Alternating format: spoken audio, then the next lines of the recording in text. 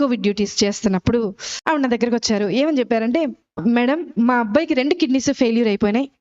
ఆ 2 కిడ్నీస్ ట్రీట్మెంట్కి ఎక్కడికి వెళ్ళినా సరే అందరూ కోవిడ్ ట్రీట్మెంటే చేస్తున్నారు, కానీ మా అబ్బాయికి ట్రీట్మెంట్ చేయట్లేదు. మరి ఏదో ఒక విధంగా మీరు కొంచెం సిఫార్సు చేస్తే, మీ పై అధికారికి సిఫార్సు చేస్తే మా అబ్బాయిని అడ్మిట్ చేసుకుని, బెడ్స్ ఖాళీ లేవు. 2 కిడ్నీస్ ఫెయిల్యూర్ అయిపోయిన పేషెంట్ని అడ్మిట్ చేసుకుని అక్కడ పెట్టుకుని ఎలా చేస్తారు?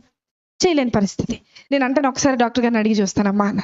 డాక్టర్ గారిని అడిగితే డాక్టర్ గారు అన్నారు, 2 కిడ్నీల ట్రీట్మెంట్ ప్రస్తుతానికి మనం స్టార్ట్ చేయాలి అని అన్న, బేసిక్గా ఒక రోజుకి 24 గంటలకి 1.5 లక్షల రూపాయలు అవుతాయి. కార్పొరేట్ హాస్పిటల్ అది. మరి వాళ్ళు కడతారా? నేను ఆవిడ దగ్గరికి వచ్చి అడిగాను. ఆవిడ ఈ బైబిల్ చూపించి అందే, అమ్మా నాకు వెనక ముందు ఎవ్వరు లేరు, నా దేవుడే నా దిక్కు, నేను ఎక్కడికి వెళ్ళి వెతకలేను, అడగలేను, దేవుడిని పట్టుకుని చెప్తున్నానమ్మా, 24 గంటల టైం ఇవ్వు, రేపటి లోపల కట్టేస్తాను. మీరు ఎక్కడైనా చూసారా హాస్పిటల్లో డబ్బులు కట్టకుండా ముందు జాయిన్ చేసుకున్న వాళ్ళు ఎవరైనా చూసారా? ఆవిడ రిక్వెస్ట్ మేరకు పై డాక్టర్తో రిక్వెస్ట్ చేస్తే జాయిన్ చేసుకున్నాం. సరే, ట్రీట్మెంట్ జరుగుతూ ఉంది. చూస్తూ ఉన్నా, మొదటి గంట చూసా, ఆవిడ ఏం చేస్తుంది, ఎవరికైనా మెసేజ్లు పెడుతుందా, ఎవరికన్నా వాట్సాప్లో మెసేజ్ పెట్టి డబ్బులు ఏమన్నా డొనేషన్ లాగా గ్యాదర్ చేస్తేమో. మధ్యాహ్నం 11:30కు ఆ సమయంలో అడ్మిట్ చేశాం. 12:30 అవ్వింది. అందరినీ అడిగా, ఆవిడ ఉన్నారు కదా, ఆవిడ ఏం తిన్నారో ఒకసారి అడుగుతారంటే మా నర్సులు అందరూ అన్నారు, మేడం ఆవిడ మోకరించింది, ప్రార్థన చేస్తుంది, అసలు మేము వెళ్తున్నా పక్కకి తప్పుకోవట్లేదు మేడం, మేము అలాగే ట్రీట్మెంట్ చేసి వచ్చేస్తున్నాం అన్నారు. సరే, ఆవిడని డిస్టర్బ్ చేయదు.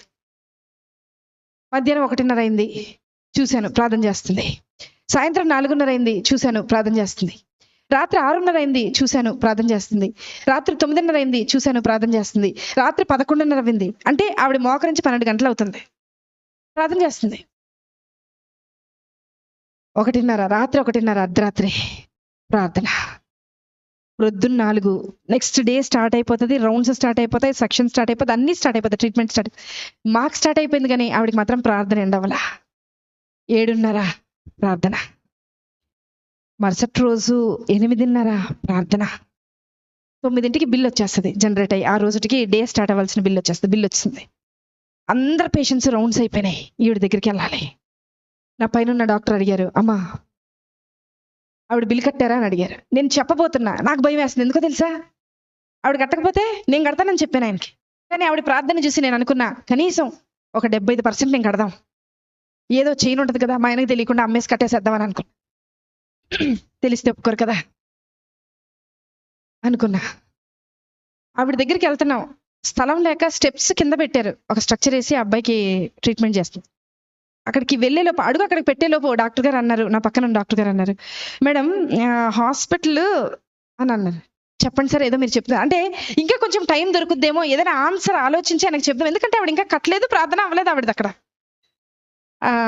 అంటే ఆయన అన్నారు, మేడం యాక్చువల్గా ఈరోజు మా అమ్మగారు చనిపోయి 10 సంవత్సరాలు అవుతుందండి, ఈరోజు 10వ సంవత్సరం వర్ధంతి, వాళ్ళకి చెప్పేయండి మేడం, వాళ్ళకి ఫ్రీ ట్రీట్మెంట్ చేసేద్దాం, వాళ్ళ దగ్గర రూపాయి కూడా తీసుకొద్దామని.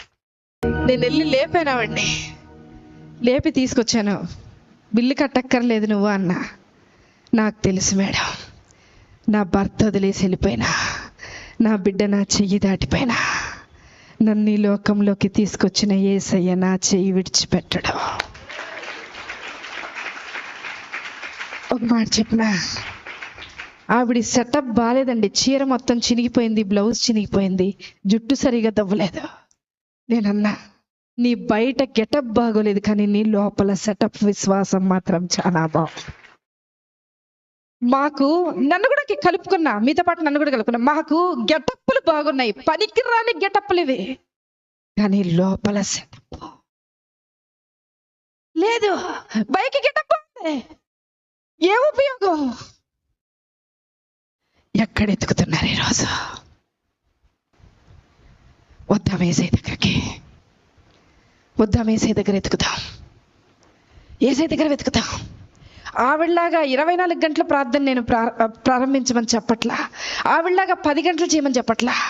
విసుకక్క ఆయన సన్నిధిని వెతుకుతూ ఉందాం, విసుకక్క వెతుకుతాం, మళ్ళీ మళ్ళీ వెతుకుతాం.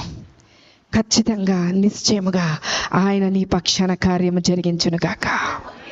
ఆమేన్.